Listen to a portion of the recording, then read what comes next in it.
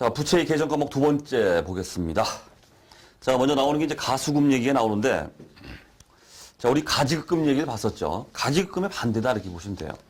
가지급금은 이제 뭔가가 이제 현금이 지급이 됐는데 계정 과목이나 금액이나 불확정적입니다. 그럴 때 잠시 가지급금 잡아놨다가 그 지출된 금액이 이제 뭐 복리후생비면 복리후생비, 여비교통비면 여비교통비 확실해질 때 계정 대체를 딱 해줬습니다. 자, 가수금도 마찬가지로 이번엔 거꾸로 뭔가 돈이 들어왔어요. 들어왔는데 무슨 돈인지 몰라요. 그렇기 때문에 잠시 그냥 가수금하고 잡는다 이런 얘기예요. 또 돈이 들어왔습니다. 현금 잡아요. 뭔지는 몰라요, 이게. 대변에 가수금하고 일단 잡아요. 모르니까. 현금이 들어왔으면 통상적으로 이게 수익이다 이런 느낌이 들죠. 누군가가 나한테 나도 모르는 사이에 내 통장에 임대료를 갖다 딱 넣었단 말이에요. 나는 몰라요. 근데 이게 무슨 돈이지? 통장에 임대료라는 게 안 써 있어요. 이게 무슨 돈인지 모르겠다. 현금 일단 들어왔다. 가수금하고 일단 잡아놓는다 하는 뜻입니다. 자, 개요에 이제 현금 수입이 있으나 계정 과목과 금액을 확정할 수 없다.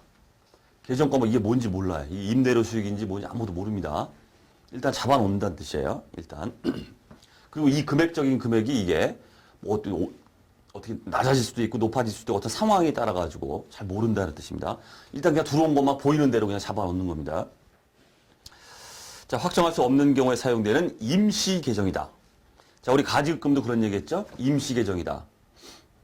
재무제표에, 결산 재무제표에, 재무상태표나 이런 데 절대로 나타나서는 안 된다. 반드시 원인을 밝혀서 이게 뭔 놈의 돈인가? 원인을 밝혀서 반드시 계정 대체를 해줘야 된다 이렇게 말씀드렸죠. 자, 그게 중요한 부분입니다. 가지급금이나 가수금은 절대 재무제표에 나타나면 안 됩니다.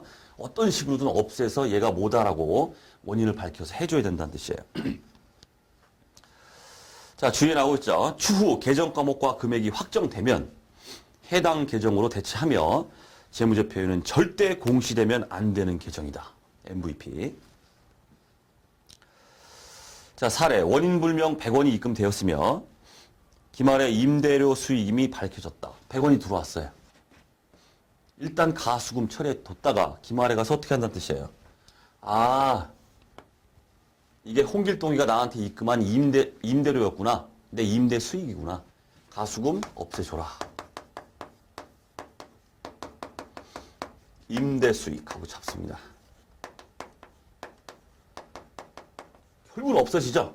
없어져야 된다. 이런 얘기입니다. 자, 이제 가수금 얘기였고. 자, 그 다음 사채 얘기를 해보겠습니다. 자, 우리 부채 측면에서는 보면은 사채가 차지하는 비중은 상당히 큽니다. 자, 하지만 우리 회계 1급, 2급 이 정도에서는 지금 나와 있는 거 이제 전반적인 모습만 간략하게 이제 보겠습니다. 깊이 들어가면 뭐 한두 끝도 없는데 그 이제 우리 수준을 넘기 때문에 전반적인 모습을 여기까지만 한번 보고 넘어가도록 하죠. 가볍게. 자, 이제 사채. 자, 이제 우리가 투자자 입장에서 볼 때랑 그 다음에 회사 입장에서 볼 때랑 얘기를 좀 해볼게요. 자, 먼저 회사 입장에서 한번 보겠습니다. 자, 회사는 우리 재무상태표에 보시면은 부채가 있고 자본이 있죠. 자본이라는 건 누누이 말씀드렸던 것처럼 주주가 주식을 사는 거예요, 우리 회사에. 그래서 한 회사의 자금 조달,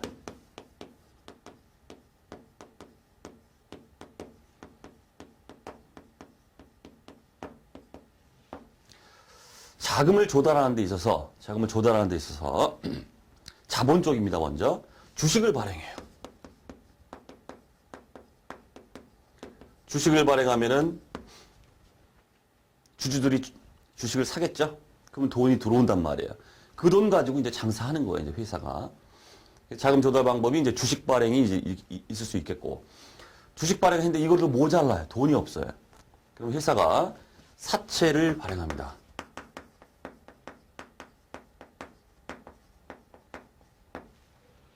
사채. 일명 우리가 회사채라고 그래요. 회사채. 자, 원금 뭐 1억 원. 그 다음에 이자율, 액면 이자율 뭐 10% 해가지고 이렇게 되어 있습니다. 사채. 그럼 누군가가 이제 우리 회사에 사채를 갖다 1억 원 주고서 사갑니다. 그리고 이제 사간 사람 입장은 어떻겠습니까? 사간 사람 입장은 또박또박 이자를 받아요. 그거에 대해서. 이자를. 회사는 이자를 지급한다는 뜻입니다. 그다음 사채 권면에는 뭐 3년이면 3년, 통상적으로 3년입니다. 만기가. 그래서 1년 후에 이자 지급하고 2년 후에 이자 지급하고 3년 후에 이자 지급하고 동시에 원금 1억 원을 같이 지급합니다. 원리금 상환이라고 그래요. 자, 그런 식으로 해서 돈을 끌어모으는 방법이 회사 입장에서는 주식을 발행하든가 아니면 회사채를 발행해서 돈을 끌어모으더라는 뜻입니다. 장사하려고. 자, 그래서 대표적인 자금 조달 방법으로 이제 이러한 것들이 있다 이런 얘기예요. 자, 이제 회사가 자금 조달 방법으로 사용하는 이런 것들에 대한 얘기였고, 그럼 이번엔 투자자 입장에서 한번 생각을 해볼게요. 투자자 입장에서. 자, 내가 돈이 있는데, 내가 저놈의 회사에 주식을 살까, 아니면 저 회사가 발행한 회사채에 투자할까? 고민스럽습니다. 자, 주식을 샀다. 그러면은, 통상적으로 어떻습니까? 배당을 받아요. 투자자 입장에서 얘기입니다. 산 사람. 주식을 갖다가 이제 돈 주고 주식을 이제 가져왔어요. 그럼 가지고 있으면은 회사가 막 장사해가지고 이제 이익이 생겼습니다. 이익이 생겼으면 그 이익에 대해서 주주들한테 나눠줍니다. 이거 우리가 배당이라고 그래요. 배당해준다. 그럼 주주 입장에서는 그런 배당 수익을 얻겠죠. 자, 그럼 사채 입장에서 보면, 그러지 말고, 나 주식 안 살래. 저 회사가 발행한 회사채를 살래. 그래서 회사채를 갖다가 사면은 돈 내죠? 가지고 있으면은 연도 말에 또박또박 이자를 주더라. 이자 수익이 생긴다는 뜻이에요. 이거 우리가 확정 이자다 이렇게 말합니다. 무슨 일이 있어도 이 이자는 지급돼요. 주기로 했기 때문에. 권면에 액면 이자를 10%뭐 이런 식으로 해서 주기로 했기 때문에 이런 이자를 이렇게 따박따박 먹더라 이런 뜻이에요.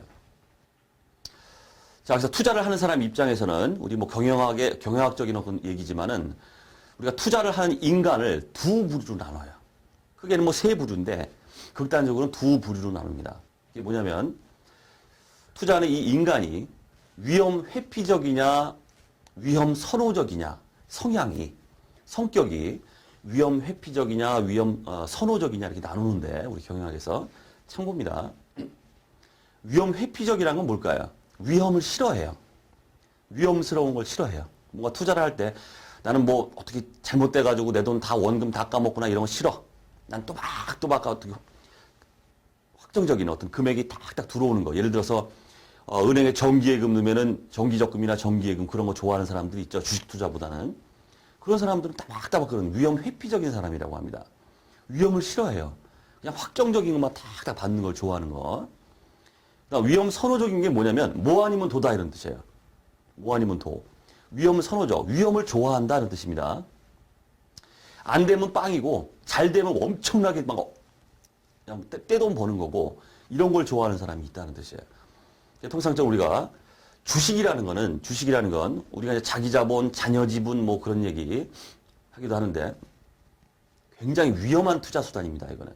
왜냐하면 주식을 샀습니다.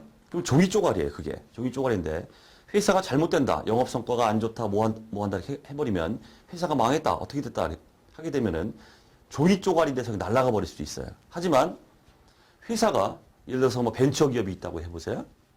벤처기업인데 뭐 신약을 막 개발했습니다. 주가가 확 올라가 버려요. 내가 살 때는 100원에 샀는데 주가가 회사가 막 신약 개발하고 막 난리가 났습니다. 주식시장에서 뭐 아무개 회사가 지금 엄청난 그 암 치료약을 갖다가 개발했다고 해보죠. 암 치료약을 개발해서 이 회사 엄청나게 성장할 거래. 그럼 막 그냥 주가가 그냥 막 100원짜리였던 게 10만 원, 100만 원짜리도 갈 수 있습니다. 그러니까 그런 걸 기대하는 거죠. 주식 산 사람들은. 뭐 아니면 도단 뜻이에요. 잘못되면 그냥 종이 쪼가리고 잘 되면 그냥 한번 빵 터지면 그냥 난리 난다는 뜻이죠. 그래서 위험 선호적인 사람들은 주식에 투자합니다. 위험을 좋아하는 사람들은. 하지만 여기 나오고 있죠. 확정이자라고 나오고 있잖아요. 연도 말에 이자를 따박따박 지급받아요. 그래서 위험 회피적인 사람들, 위험을 싫어하는 사람들은 이렇게 회사채, 사채에 이렇게 투자를 합니다. 어쨌든 그렇게 돼 있어요. 자, 이렇게 있는데 우리가 이제 보려고 하는 게 이제 제반 이제 그 설명을 좀 드린 거고 이 사채입니다.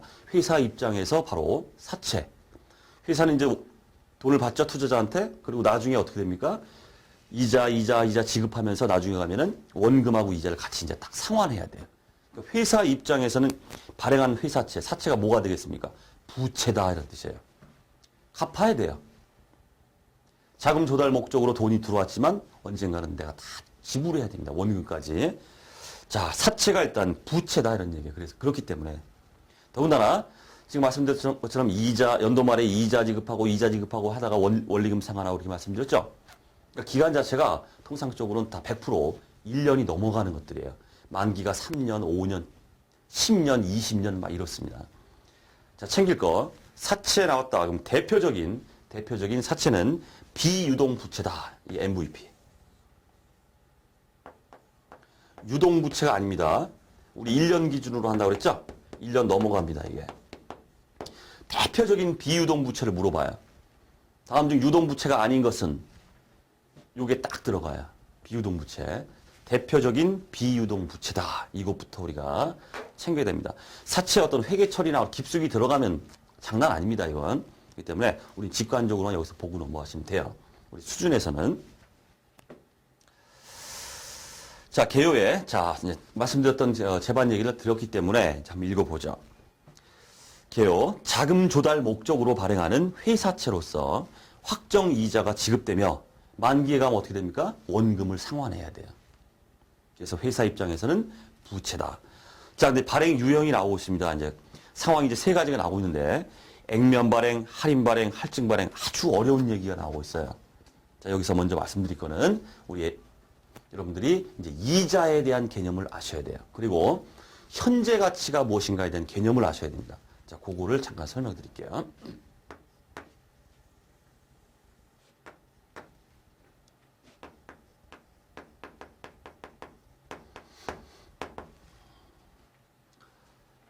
자, 인간은 누구나 태어나면서 누가 가르쳐주지 않았는데도 머릿속에 이자라는 개념을 갖고 태어납니다.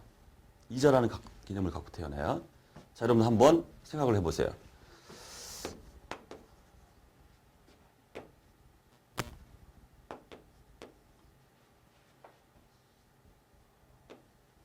자, 보시면 여러분한테 묻습니다.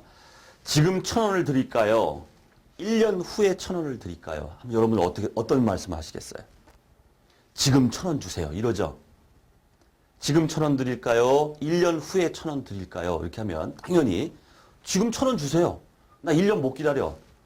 왜 1년 후에 똑같은 금액 1,000원인데 1년 후에 내가 왜 1년 후에 1,000원을 받아야 돼? 지금 1,000원이 뭐다? 가치가 더 높다고 생각합니다.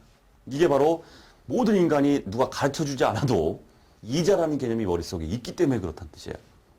1년 후에 1,000원의 가치와 지금 1,000원의 가치는 다르다고 느낀다는 거예요. 사람은 누구나. 왜? 이자라는 개념이 있기 때문에 그렇습니다. 그런데 1,000원이 아니라 예를 들어 이렇게 묻죠. 지금 1,000원 줄까? 1년 후에 1,100원 줄까? 이렇게 하면은 어떻게 됩니까? 고민에 휩싸입니다. 고민스러워요. 지금 1,000원 받을까? 아니면 1년 딱 기다렸다가 100원 얹어가지고 1,100원을 받을까? 헷갈리기 시작합니다. 고민스러워지죠? 바로 이자라는 개념을 갖고 있기 때문에 그래요. 그 얘기는 뭐냐면 고민스럽다는 이 자체는 1년 후에 1,100원의 가치와 지금 현재의 1,000원의 가치를 같다고 생각하기 때문에 그렇습니다. 그렇습니다. 지금 현재는 1,000원이지만 여기에 돈을 만들어서 1,100원이 됐어요. 이 100원을 뭐라고 합니까? 이자예요. 이자.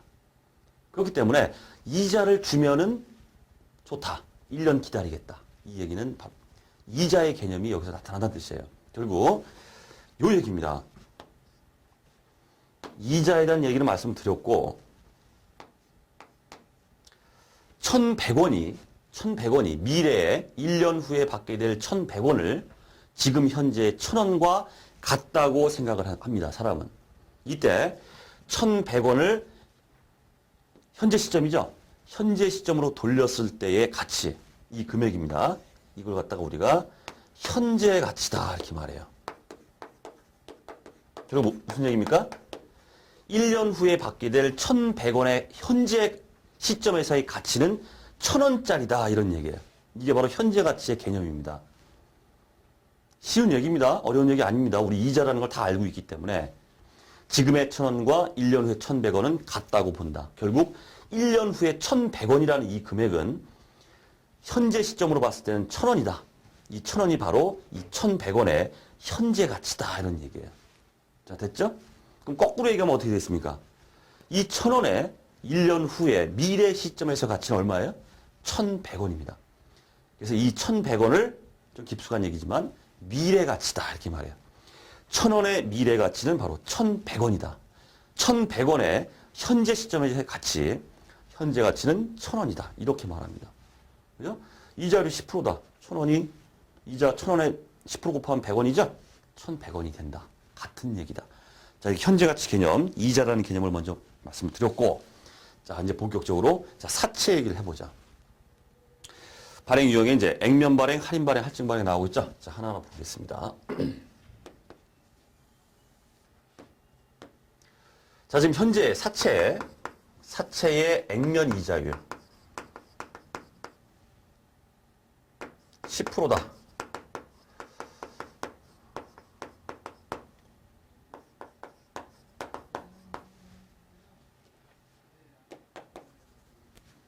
자, 지금 액면 발행이다 해서 나오는 게 우리가 결국 챙길 거는 이제 딱 그겁니다. 액면 이자율과 시장 이자율이 같으면은 액면 발행된다. 그다음 할인 발행. 시장 이자율이 더 크면은 할인 발행된다.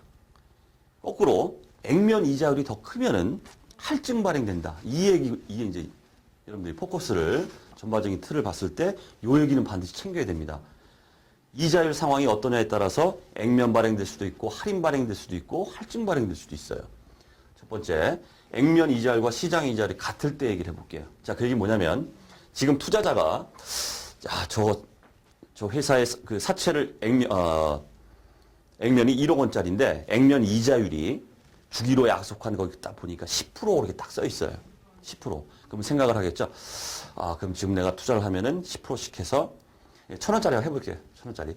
액면이 1,000원이니까 1년 후에 10%인 100원을 이자로 받고 만기가 뭐 3년 이렇게 했는데 단순화 시켜서 그냥 1년이라고 할게요. 이자 받다가 원금 받겠다. 이렇게 생각하고 눈을 좀 다른 쪽으로 돌려봤어요.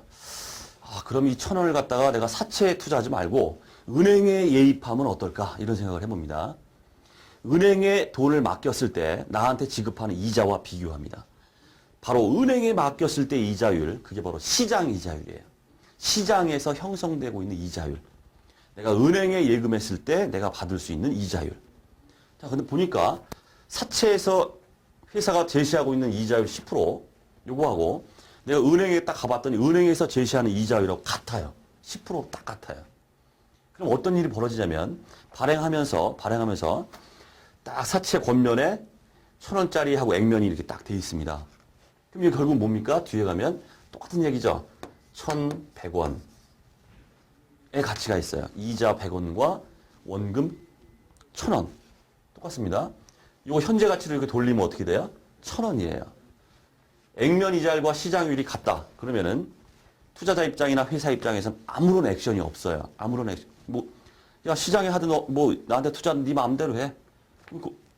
투자자 입장에서는 어디에 투자해도 상관없죠. 그렇기 때문에 회사는 이걸 왜 발행가라고 그래요.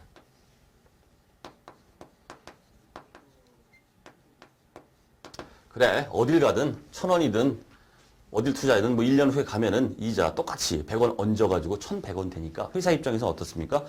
자, 발행가 1,000원이야 하고 딱 제시해버려요. 그럼 어떻게 되겠어요? 1,000원. 투자자 입장에서는 1,000원을 납입합니다. 그렇게 하고 이렇게 한다는 뜻이에요. 아무런 문제가 없어요. 액면 발행은. 그죠? 같기 때문에 어디에 투자하든 상관없기 때문에 회사 입장에서는 그냥 액면대로 그대로 그냥 발행을 해버립니다. 1,000원 액면에. 그런데 문제는 이제 여기서 발생해요. 자, 문제는 뭐냐면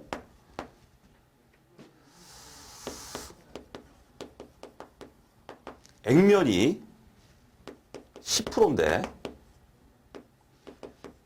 은행에 형성되는 시장 이자율이 12%다 이렇게 볼게요. 이러면 이제 문제가 커집니다. 자, 결국 어쨌든 간에 1,000원, 액면.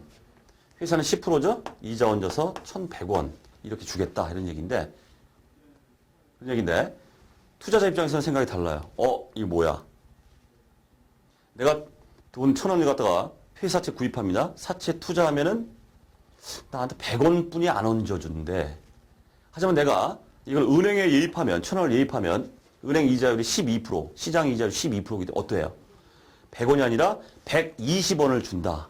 그러면은 망설이겠죠? 에이, 내 미쳤다고 이거 사냐? 시장 이자율 12% 높기 때문에 은행에 내가 예입하는 게 더 낫지.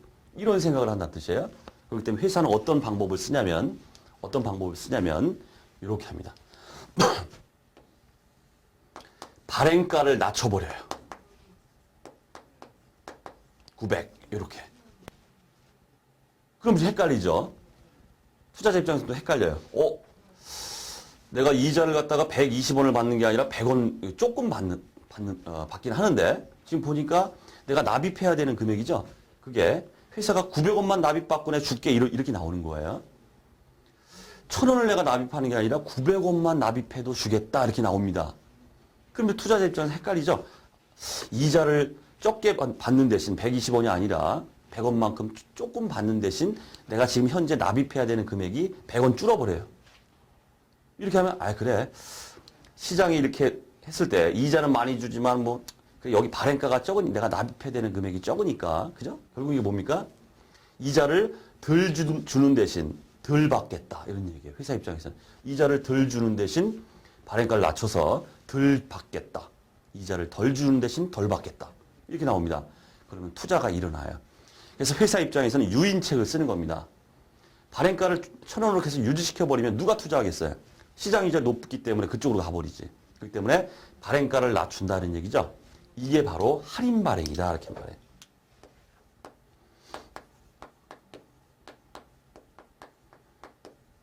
할인 발행. 그렇죠? 액면 1,000원보다 할인돼서 낮은 가격에 발행되는 거 이게 바로 할인 발행입니다. 수업 목적상 우리가 챙길 게 뭡니까? 할인 발행은 어떤 상황에서 발행이 되느냐는 뜻이에요. 뭐다? 액면보다 시장 이자율이 클 때 이런 상황이 나타난다 하는 얘기예요. 자, 그럼 거꾸로 또 해보죠. 자, 거꾸로. 자, 이번에는 액면이 20%예요. 시장 이자율은 12%다. 자, 액면 이자율 20%니까 200원. 20%, 1,000원에 20%, 200원이죠. 이렇게 해가지고 액면을 200원, 1,200원을 준대요. 자, 이번에는 어떤 상황이 발생하냐면 이제 회사가 배를 튕겨요. 왜 그렇겠어요? 야, 너 아무리 돌아다녀봐. 은행 가봤자 12%, 120원 뿐이 안 줘. 난 200원 준다니까? 이렇게 나와요. 그러면, 투자하자 이렇게 들어가겠죠? 근데 회사가 이제 생각이 달라요. 내가 시장 이자율보다 이렇게 많이 주는 대신 발행가를 높여요. 더 내놔. 발행가 1,100하고 배를 탁 튕깁니다. 그렇죠? 더 주는 대신 더 받겠다 이런 뜻이에요. 얘는 어때요? 덜 주는 대신 덜 받겠다. 회사 입장에서 더 주는 대신 더 받겠다. 이렇게 나와도 투자가 들어간다는 뜻이에요. 이게 워낙에 높으니까. 그렇겠죠? 상식적으로. 이때 이렇게 1,000원보다 더 많이 높은 가에 발행이 되고 있죠. 1,100원에. 이런 걸 우리가 할증 발행됐다 이렇게 말해요.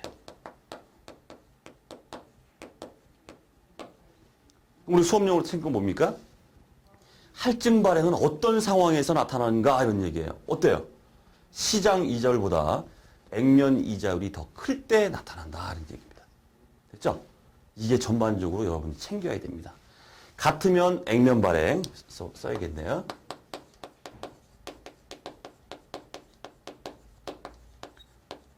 이자율이 같으면 액면 발행, 시장 이자율이 더 크면 할인 발행, 액면 이자율이 더 크면 오히려 더 크면 할증 발행된다 이런 얘기. 이 상황을 이해하시겠죠? 자, 그렇게 이제 직관적으로 보고, 자 이제 구체적인 회계 처리와 관련된 부분 약간 오늘 좀 보겠습니다. 자, 액면 발행이 됐다 그러면 아무런 문제가 없어요. 액면 발행이 됐다 그러면 뭐 현금이 들어오겠죠? 현금 얼마 들어와요? 발행했으니까 회사 입장에서 1,000원 받을 거 아니에요. 1,000원. 우리가 사채 했습니다. 비유동 부채입니다. 부채. 1,000원 잡아요. 그럼 회사 입장에서는 1년 후에 가지고 이자 지급하죠. 이자 지급합니다. 현금 나가겠죠? 회사 입장에서는 이게 뭡니까? 이자 지급하는 거기 때문에 이자 비용이라는 뜻이에요. 이자 비용 100원. 현금 100원. 이렇게 하고 이제 만기에 가면 어떻게 되겠어요? 액면 상환했다 그러면 사채 없애줘 버리고 현금 1,000원 나갔다. 이렇게 하면 끝나버릴 거예요, 이제. 별 문제가 없습니다. 문제는 이제 할인 할증 발행이니까 이제 문제가 돼요. 자, 회계 처리 간략하게 보겠습니다. 자, 현금이 얼마 들어옵니까? 할인 발행됐을 때 900원 뿐이 안 들어와요. 900원. 자, 그런데 사채는 액면이 얼마짜리예요? 1,000원짜리예요. 만기에 가면 난 1,000원 줘야 돼요. 원금 1,000원 다 줘야 됩니다. 요때 나타나는 게 우리가 우리 교재에 있듯이 사채 할인 발행 차금이다. 좀 어려운 용어죠? 사채 할인 발행 차금. 통상적으로 이 바닥에서 우리가 줄여서 사발차 이렇게 말해요. 사발차. 요 차입니다. 100원 일단 이렇게 기록해요. 이렇게 해놓고 이제 재무제표에 이제 표시할 때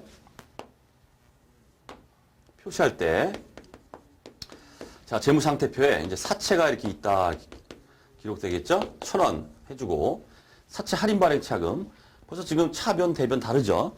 차감하는 형식으로 표시하라 이렇게 돼 있어요. 사채 할인 발행 차금 여기서 차감하는 형식으로 100원 이렇게 표시 자체는 이렇게 해줍니다. 이렇게 자 그랬다 이제 어떤 일이 벌어지냐면은 아주 어려운 얘기지만 신경 쓰지 마세요. 깊숙한 얘기이기 때문에 이제 사채 할인 발행 차금의 상각이라는 문제가 나타나요. 가볍게만 말씀드리면은 요거는 이제 결국 매년 어떤 일이 벌어지냐면 회사가 이제 이자 비용을 이렇게 잡을 거예요. 이자 비용. 그 다음에 현금이 나갑니다. 이건 뭡니까? 액면 이자가 나가요. 현금으로 지급하는 액면 이자는 반드시 줘야겠죠. 그거 주고 이 사채 할인 발행 차금이 점점 이쪽으로 와서 없어지게 돼 있어요. 그리고 두 개를 합친 금액을 이자 비용으로 이렇게 잡게 돼 있다. 이런 얘기입니다. 자, 눈치 빠르신 분은 벌써 눈치채셨죠? 아, 결국 내가 지금 그 할인 발행하면서 돈을 덜 받았습니다. 덜 받은 그 금액이 얼마예요? 100원이죠. 이 100원은 결국 이렇게 없어지면서 어떻게 돼간다는 뜻이에요? 이자 비용화가 돼간다는 뜻이에요, 결국. 결국 이것도 이자 비용이에요.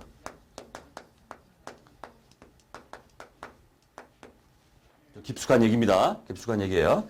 직관적으로 한번 보여드린 거예요. 사발차 점점 상각이라는 절차를 통해서 없어지면서 결국은 이자 비용이 포함돼 갑니다. 포함돼 가요. 자, 그렇게 돼 있고. 이 상황을 한번 보죠. 거꾸로 가겠죠, 이거는. 어라, 현금이 더 들어왔어요. 현금이 1,000원이 아니라 1,100원. 사채는 무조건 만기에 내가 갚아야 되는 금액은 1,000원입니다. 액면. 1,100원. 100원 여기 나타나죠? 이거 우리가 사채 할증 발행 차금이다. 이렇게 말해요. 할증 발행됐을 때, 자, 재무제표는 이제 거꾸로 또 이렇게 표시됩니다.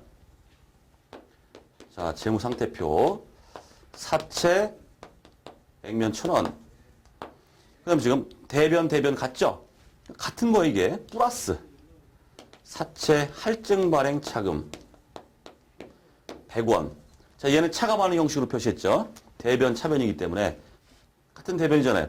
가산하는 형식으로 이렇게 사채 할증 발행 차금이 표시가 됩니다. 그랬다가 하면 결국 이제 없어지는 거예요. 얘가 이제 없어지는 것처럼 얘도 점점 없어져가지고 언젠가 이제 빵원이 돼버립니다. 얘도 빵원이 돼요. 어떻게? 똑같아요. 자, 회사가 이제 액면 이자를 지급하겠죠. 현금, 액면은 뭐 지급해야 되니까 얼마 지급했다고 치면 하고 얘가 점점 이제 없어져요. 차변 쪽으로 와서 상각이라는 절차를 통해서 사채 할증 발행 차금 얼마, 그 다음에 요 대차 차이죠. 이걸 이자 비용 이렇게 들어가요. 이렇게 돼 있다는 얘기야. 됐죠? 자, 요런 구조로 돼 있고, 회계 처리 자체는 좀 깊숙한 얘기이기 때문에, 그래도 여러분들은 전반적인 모습은 보셔야 되니까, 요걸 설명을 드렸습니다. 어쨌든 이렇게 발행 상황이 어떤가, 그게 제일 중요한 얘기죠. 그거에 따라서 할인 할증 발행, 그 다음에 표시하는 방법. 할인 발행됐을 때 사채 할인 발행 차금은 액면에서 차감하는 형식으로 표시한다. 우리 야부리 문제 나왔을 때. 그 다음에 사채 할증 발행 차금은 사채에 이렇게 가산하는 형식으로 표시해준다. 자, 그런 얘기입니다. 자, 교재를 보죠. 자, 액면 발행 보시면 액면 이자율과 시장 이자율이 같은 경우에 액면가액과 발행 금액이 같게 발행된다. 돼 있습니다. 자, 그럼 할인 발행 보시면 나오고 있죠? 시장 이자율이 더 큰 경우에 액면보다 액면가액보다 발행가액이 낮게 발행된다. 자, 액면 가액과 자, 발행가액의 차익은 사채 할인 발행 차금으로 계상하고 나오죠? 발행가, 현금 들어온 게 발행가입니다. 요게 이제 액면이고 그 차이는 사채 할인 발행 차금으로 계상하고 사채에서 차감하는 형식으로 표시한다. 이렇게 돼 있어요. 자, 발행 시 회계 처리 자, 이거 똑같습니다. 그다음 할증 발행. 자, 오히려 시장 이자율보다 액면 이자율이 더 큰 경우에 자, 액면가액보다 발행가액이 높게 발행된다. 액면가액과 발행가액의 차익은 여기 발행이죠. 1,100원에 발행됐어요. 여기 액면이죠. 그 차이는 사채 할증 발행 차금으로 계상하고 사채에서 어떻게 하라? 가산하는 형식으로 표시한다. 됐죠? 됐죠? 자, 그렇게 돼 있다. 이런 얘기입니다. 자, 그 다음 삼각 방법이라는 얘기가 나오고 있습니다. 삼각 방법. 좀 깊숙한 얘기이기 때문에 문구만 여러분들은 기억하시면 돼요. 일단은 자, 얘가 이제 점점 이렇게 없어진다고 그랬죠? 이 없애는 방법이 이제 우리가 유효이자율법이라는 어려운 게 있습니다. 그래서 뭐 삼각표 막 그려가지고 막 하는 게 있는데 그건 필요 없고 나중에 이제 여러분 보실 기회 되는 거고 이런 식으로 없애주죠? 얘도 이제 점점 이렇게 없어져요. 그래서 나중에는 이제 다 빵원이 된다는 뜻입니다. 그렇게 되는데 이 삼각하는 방법, 이 방법이 유효이자율법만 인정한다. 우리 기업회계 기준, 일반 기업회계 기준. 자, 문구만 좀 기억하시고. 자, 그다음 사채 발행비 나오고 있습니다. 사채를 발행하는 데 있어서 사채 발행하는 데 재반 어떤 수수료나 비용이 이런 게 들어가요. 회사 차원에서는 비용이 나간다는 뜻입니다. 자, 그때 처리. 이것도 뭐 회계 처리만 간략하게 보여드리지만 결국은 이 문구만 여러분들이 기억하시면 돼요. 문제가 이제 어렵게 이제 요즘엔 출제되니까 어쩔 수가 없어요. 나올 수 있다 이런 얘기입니다. 응시자 수가 막 5만 명, 6만 명에 육박하면서 한국 세무사의 시험이 점점 장난 아니게 어려워지고 있습니다. 회계 2급 시험이 회계 1급처럼 나오고 회계 1급 시험이 전산세무 2급처럼 나오고 전산세무 2급이 전산세무 1급처럼 나오고 전산세무 1급이 회계사 세무사 같은 문제가 나와요. 응시자가 늘어나니까 떨어뜨리기 위해서 이게 어쩔 수가 없다는 뜻이에요. 범위 자체는 이게 설정이 낮지만은 그 범위 내에서 조금 응용되고 어렵고 차별성이 있는 이런 것들을 막 들추더라는 얘기예요. 예. 그래서 어쩔 수 없이 너무 깊게는 뭐 보실 필요는 없지만은 자, 이것도 한번 보죠. 자, 예를 들어서 지금 할인 발행된 상황을 한번 보겠습니다. 현금이 900원 들어왔다. 사채의 액면은 1,000원이다. 사채 할인 발행 차금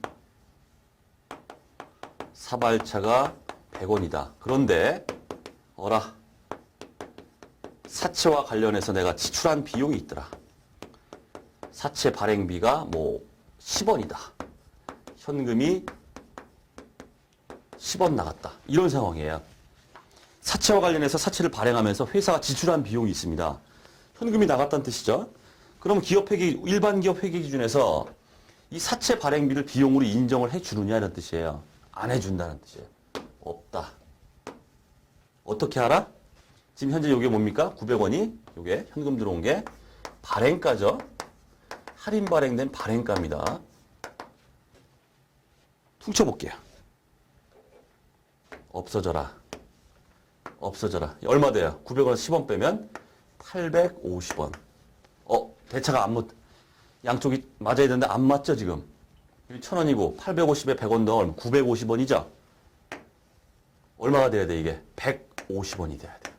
100원이 150원이 돼버려. 이렇게 처리하라, 이렇게 돼 있다는 뜻이에요. 일반기업 회계기준. 사채 발행비 인식하지 마라. 현금 나간 거 발행가에서 차감하라. 850. 그러다 보니까 어쩔 수 없이 사채 할인 발행 차감이 100원이 아니라 대차 차익을 맞추기 위해서 150원으로 증가가 돼버립니다. 증가가 돼버려요. 자, 그 얘기예요. 자, 우리 교재. 사채 발행 시의 사채 발행비는 발행가액에서 차감한다. 요게 키워드입니다. 발행가액에서 차감한다. 차감하고 있죠? 900이, 예, 그 사채 발행비만큼, 이거 뭐예요? 10원인데 왜 이렇게 됐죠? 이거 50원으로 할게요.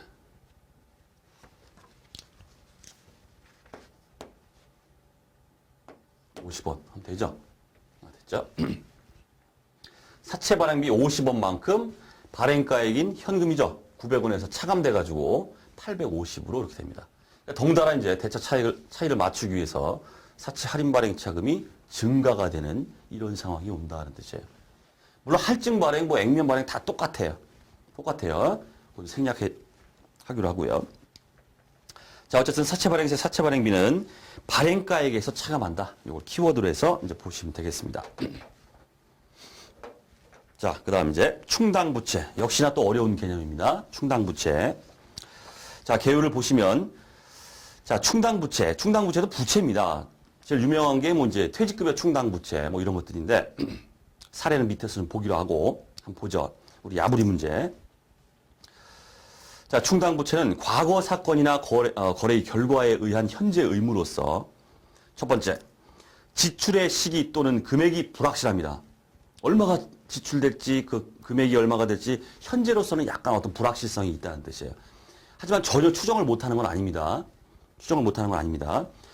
자, 불확실하지만 그 의무를 이해하기 위해서 두 번째, 자원이 유출될 가능성이 매우 높다. 그냥 높은 게 아닙니다. 매우 높아야 돼요. 말장난도 나올 수 있어요. 그냥 높은 게 왜 그러냐면 생략하기로 하겠습니다. 좀 깊습니다. 자원이 유출될 가능성이 매우 높고 또한 당해 세 번째 요건입니다. 당해 금액을 신뢰성 있게 추정할 수 있다. 이런 얘기예요. 자, 정리하면 지출의 시기 또는 금액이 불확실하지만 자원의 유출 가능성이 매우 높고 그 금액이 얼마인지를 추정을 해야 됩니다. 정확하지는 않지만은 그 금액을 신뢰성 있게 믿을만하게 믿을 수 있게 추정할 수 있을 때 그 금액, 이 금액을 우리가 충당부채로 계산한다. 부채입니다. 부채예요. 그렇기 때문에 요 얘기가 많이 나온다는 얘기예요. 문제에서 우리 야부리 문제에서 서술형 문제에서 재무제표에는 추정치가 포함되지 않는다 그러면 틀려요. 재무제표는 대표적인 바로 이게 추정치입니다. 충당부채. 추정하고 있잖아, 지금. 신뢰성 있게 추정할 수 있으면 그 금액을 갖다 부채로 잡아라 이런 얘기이기 때문에 재무제표에는 추정치가 포함되지 않는다 이런 식으로 말하면 틀린 말이에요. 아주 잘 나옵니다. 재무제표에도 추정치가 이렇게 들어갈 수 있다 이런 얘기입니다. 자, 그 다음에 인식요건 봤던 얘기죠. 다시 한번 읊어보면 자, 과거 사건, 자원의 유출 가능성, 신뢰성 있는 측정 똑같은 얘기예요. 과거 사건이나 거래의 결과로 현재 의무가 존재한다. 예를 들어서 12월 31일 날 현재 이렇게 봤어요. 자, 이미 이제 우리 종업원들이 어떤 노동력을 제공하고 있습니다. 나는 그 노동력을 받았어요. 그게 바로 과거의 사건이나 거래의 결과입니다. 과거 이미 이 시점에서 봤을 때 난 노동력을 충분히 제공받았어요. 회사는. 그만한 어떤 지불을 해야 된다는 뜻입니다. 자, 이 시점에서 봅니다. 이 시점에서 봤을 때 그러면 앞으로 우리 종업원들이 전부 다 퇴직하게 된다. 그럼 내가 지급해야 될 퇴직금이 얼마일까? 이걸 생각하는 거예요. 확정적인 금액은 아니죠. 이게 바로 대표적인 충당부채입니다. 퇴직급여 충당부채라고 말해요. 지금 뭐 벌어진 일도 아니에요. 하지만 난 노동력을 제공받았기 때문에. 그리고 두 번째, 자원의 유출 가능성. 당의 의무를 이행하기 위해서 자원의 유출 가능성이 매우 높다. 매우 높죠? 앞으로 퇴직하면 돈 지급해야 된다는 얘기예요. 안 지급할 수는 없잖아요. 유출 가능성이 높습니다. 세 번째, 신뢰성 있는 측정. 얼마를 지급할지 그 금액을 아주 정확히는 아니지만 우리 근로기준법이나 막 이런 것들에 의해서 딱 이제 정해진 금액들이 이제 또는 회사 사규에 의해서 정해진 것들이 있기 때문에 신뢰성 있게 지금 퇴직은 안 했지만 얘네들이 다 퇴직한다고 생각했을 때 딱 계산해 보니까 이만큼의 금액을 내가 앞으로 지급을 해야 되겠구나. 지금 시점에서는 뭐다? 부채다 이런 뜻이에요. 지금 시점에서는. 앞으로 내가 지급해야 되니까. 자, 그렇게 돼 있다는 얘기입니다. 자, 밑에 이제 사례를 먼저 볼게요. 자, 기초 퇴충은 퇴직급여 충당 부채를 그냥 줄여서 퇴충이라고 그냥 하겠습니다. 자, 퇴충은 100원이다 이렇게 돼 있는데 이제 어떤 일이 벌어졌냐면 이렇게 한 거예요. 최초로 이제 퇴직급여 충당 부채를 이제 계산한다 해보면 이미 전기 말에 예상을 한 거죠. 야, 우리 종업원들이 앞으로 다 퇴직을 하게 된다고 했을 때 계산해 보니까 한 100원 정도 될 것 같아.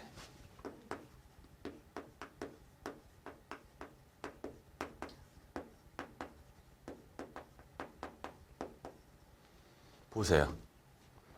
퇴직급여 충당 부채를 잡긴 잡는데 차변에 뭐가 옵니까? 미리 이 비용을 땡겨서 잡아요.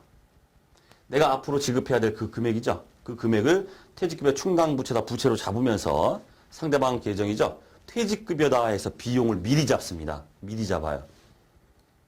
아주 특이한 처리입니다. 자, 그랬다가 이제 다음 연도로 갔어요.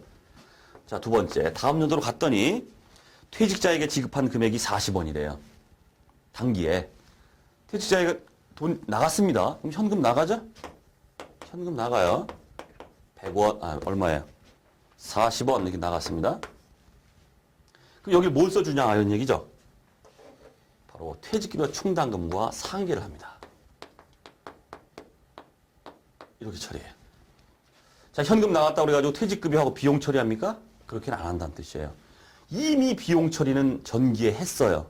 했기 때문에 실제로 지급될 때는 퇴직급여 충당 부채라는 이 금액과 잡혀있는 금액과 상계하는 처리가 들어간다. 특이한 처리죠. 아주 중요한 내용입니다. 중요한 내용이에요. 자, 그 다음에 또 기말에 갔어요. 기말에 가가지고 또 이제 예상을 합니다. 이제 다음 기말에 갔어요. 이제 갔어요. 12월 31일. 이때 또 이제 지급해야 될 거 또 계산합니다. 자, 다시 한번 또 해보자. 자, 앞으로 이제 전 직원이 다 퇴직했을 때 내가 지급해야 될 퇴직급여가 얼마일까? 또 예상을 해요. 예상을 해봤더니 기말 현재 전 임직원이 모두 퇴직 시에 지급해야 될 퇴직금 예상액이 150원이다 이렇게 돼 있어요. 150원. 그리고 이게 뭐냐면 결국 내가 최종적으로 지급해야 될 총 금액이 얼마가 됐다는 뜻입니까? 바뀌었어요. 이번엔 150원으로 예상이 되고 있다는 뜻이에요. 그럼 나는 부채를 얼마를 잡아야 돼요? 150원을 지금 딱 잡고 있어야 된다는 뜻이에요. 그런데 부채로 지금 잡힌 금액을 보면은 100원이었다가 40원이 없어졌죠? 현재까지 얼마 남아있어요? 퇴충 잔액이 100원에서 40원을 뺀 60원이 딱 남아있다는 뜻이에요. 난 지금 이 시점에서 150이라고 예상되기 때문에 부채를 얼마를 잡아야 돼요? 150원을 잡아야 돼요. 그렇기 때문에 부족한 것만큼 150이 되게 하려면 얼마가 모자랍니까? 90이 모자라죠? 90만큼 더 잡는다는 뜻이에요. 퇴충, 모자른 90. 잡을 때는 항상 뭐가 나옵니까? 비용 처리가 들어가요. 퇴직급여. 90. 이런 식으로 해나가는 게 바로 충당부채. 대표적인 퇴직급여 충당부채의 처리다는 얘기. 중요한 얘기입니다. 자, 다시 한번 정리를 해볼게요. 자, 전 임직원이 퇴직할 경우에 예상되는 퇴직금 예상액이죠? 그 금액을 퇴직급여 충당부채로 잡고 퇴직급여다 해서 비용을 미리 땡겨 잡습니다. 실제로 퇴직했다 그러면 현금 지급하고 퇴직급여 비용을 이미 처리했기 때문에 퇴직급여 충당과 상계예요. 다시 기말에 가서 다시 한번 전 임직원이 퇴직할 경우에 지급해야 될 금액이 얼마가 또 예상합니다.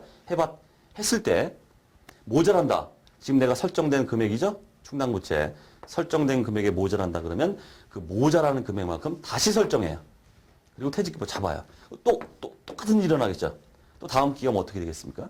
누가 퇴직을 해가지고 퇴직금 지급했다. 그럼 어떻게 됩니까? 현금 나갔다 퇴충 감소시키고 또 기말에 가서 또 예상하고 이 짓거리를 계속 해나간다는 뜻이에요. 이게 바로 대표적인 충당부채의 사례입니다. 퇴직급여 충당부채. 그래서 계산형으로 이제 가볍게나마 요 설정되는 금액이 얼마입니까? 이렇게 물어온다는 뜻이에요, 이게. 여러분들. 이게 구해내셔야죠. 어려운 일 아니에요. 이게 얼마입니까? 이렇게 물어와요. 그럼 설정된 거 보고 퇴직금 지급돼가지고 퇴직금 충당금이 상계된 금액 봐서 남아있는 게 이만큼이니까 추가적으로 이만큼만 더 설정하면 되겠구나. 이렇게 계산을 하셔야 된다. 이런 얘기입니다. 자, 됐죠? 자, 부채의 계정 과목 두 번째. 자, 강의는 여기서 마치도록 하겠습니다.